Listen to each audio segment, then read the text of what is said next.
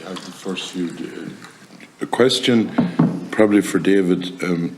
Do we know an organic nitrogen output on soils directly, or is it directly correlated to the in concentration on the rivers? Do we know that for sure? And to Bill, look, there'd be farmers with 500, 600, 700 cows on derogation. Was there any attempt to try and protect, say, the smaller 100, or, you know, you'll hear farmers that had 80 that they have to go down to 60. Was there any attempt to try and protect those, especially in light of, say, this year you have the Bandon came in and now you have this coming in, and it will put pressure on land. There's no point in saying it won't, because lucky at the moment for everyone, I'd say, that the Minister over Forestry didn't know what's happening in forestry, so there's no tree being planted. So if trees go starting being planted, the pressure comes on that. You're going to end up with a woeful grab for land between some trying to reweight, some trying to sow trees, some trying to cover themselves on Bandon and on the derogation. And the pressures that will be on land is ferocious. They're not making more wood like in this country, or I didn't see them anyhow. And I'm just wondering, was there any, or did you talk to the Commission about what I would call the family farm, trying to protect a certain amount that way?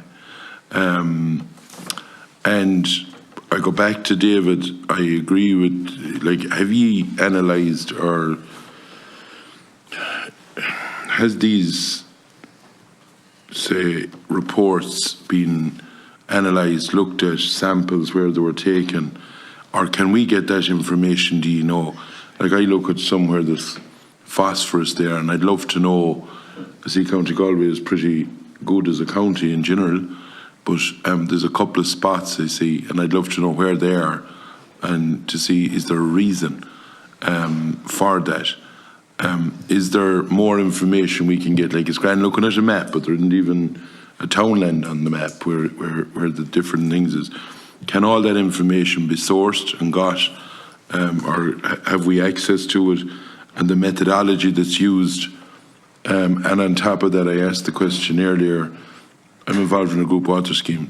The level of water that you have to put in now for people in houses is totally different to what it was 15 or 20 years ago, because standards in the EU is, and are we saying that, right, we were good then, but that the level has gone that high, that no matter what you've done, if you were as good as you were then, that you couldn't be still good because the level has gone that high? Is that a problem, or has that been taken into account? That's all I have to ask, because I have to go to the wildlife amendment. Yeah. Thanks, thanks, Deputy. Thanks, Cahir. I'll take those two for me first. In terms of nitrogen and its appearance in rivers and estuaries, at a landscape scale, it's broadly related to the input. However, it's highly variable at a local level. Like, do we know? Yeah, sure we do. So it's and it's through programmes like the EPA, the Geological Survey of Ireland, through the ACP, the Agricultural Catchments Programme, which is looking at extreme detail at catchments and how nitrogen and phosphorus behave. In terms of the things that influence it, you're going to have the rainfall, the topography of the local area, so the slope of it, the soil type, whether it's heavy soil or light soil, the rock that underlies, the bedrock that underlies that. Then the terms, I suppose, you can control none of those, that is what it is. What you can control is you can control the load. So the load, depending on those other factors, has an impact. And then the farm practice, how and when that load is applied.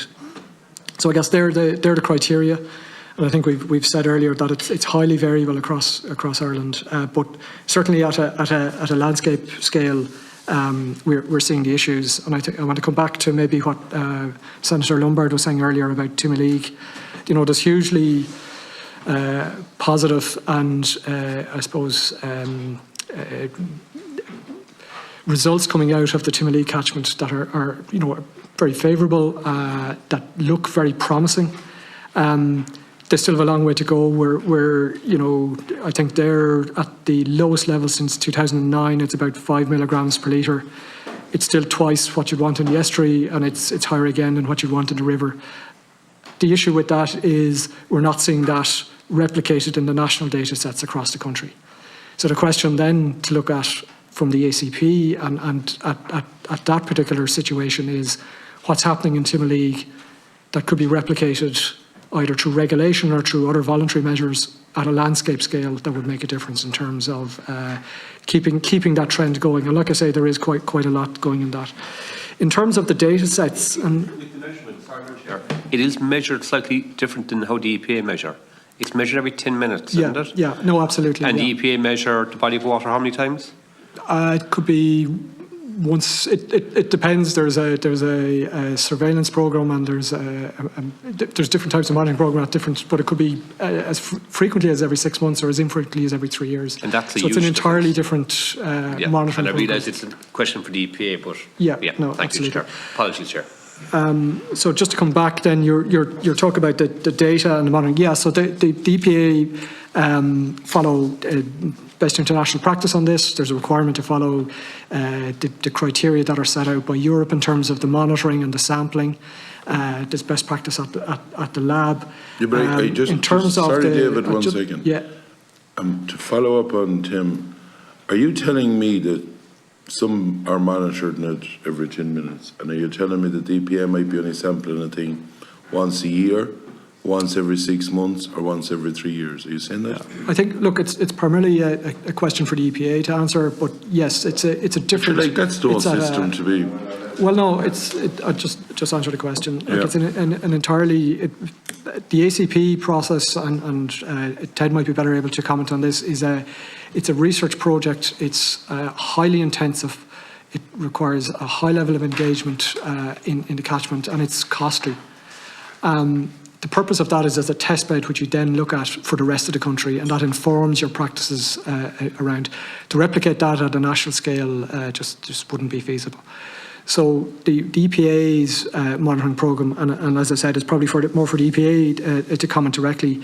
It follows the requirements of the Commission. There's requirements around sampling, which would be international best practice.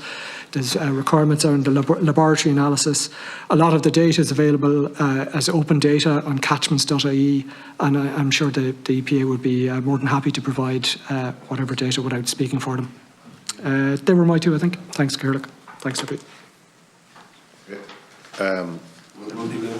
Sorry. That you have the level of I talked about the group water scheme supplying water 20 years ago and supplying it now. In the line of the testing, is it at a higher standard now? Because I know that when you supply water to people, it's a totally different ball game. Yeah. It's chalk and cheese compared with 20 years ago or 10 years ago. Yeah. Even 5 years ago, it's like the standard keeps going up. Yeah, the standard does keep going up. Is that the same, that if we had the same standard as we had in 10 years ago, that we'd be still in trouble and classed as being bowl boys? Yeah, well, in terms of drinking water, the standard has increased, and there's a brand new directive has just been transposed into Irish law, so the standards certainly have raised on that one. What we're talking about here in terms of the nitrates directive is a 1991 directive, and the standards haven't changed since then. Thank you. That's all right, that's all I wanted to know. Okay, am I